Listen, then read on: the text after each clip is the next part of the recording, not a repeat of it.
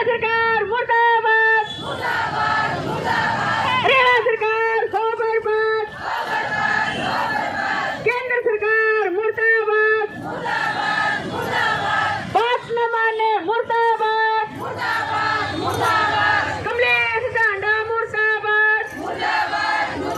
मेरी माताओं बहनों का बहुत बहुत धन्यवाद जो 2 मिनट का टाइम मेरे को दिया और आपके हौसले को हम सलाम करने के लिए इसलिए आए हैं कि आप अपनी मेहनत की कमाई और हकीबात के लिए आप सड़क के ऊपर बैठे हो।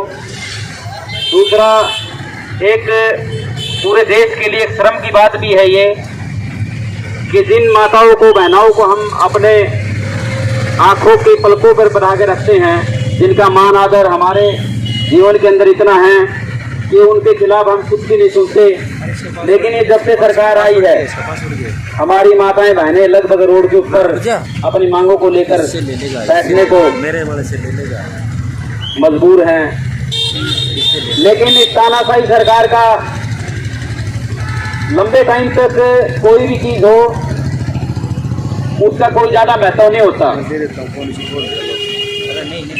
पीछे आंगनवाड़ी वर्करों का आपका पंचकुला के अंदर धरना था तो हम वहां भी गए थे, तो बहुत बड़ा हजूम तो आप लोगों का लगा हुआ था, जिससे सरकार को भी ये लगा था कि आप इनकी बातें माननी पड़ेगी।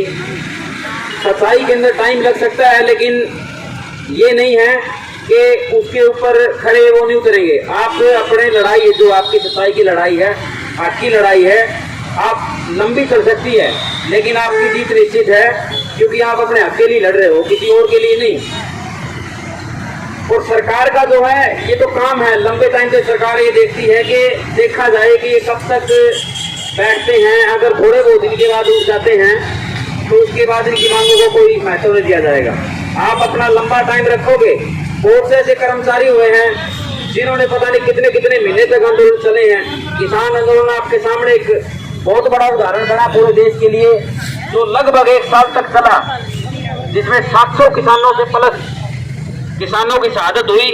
लेकिन एक सच्चाई की लड़ाई थी, जो मामला कोर्ट में भी गया, बहुत पंगे हुए, जिसके अंदर लड़ाई झगड़े हुए, कुछ लोगों के ऊपर मुकदमे भी दर्ज हुए, लेकिन सच्चाई थी और हक की लड़ाई थी, जिसके ऊपर वो अड़ी करे और जीत उनकी निश्चित तौर पे हुई।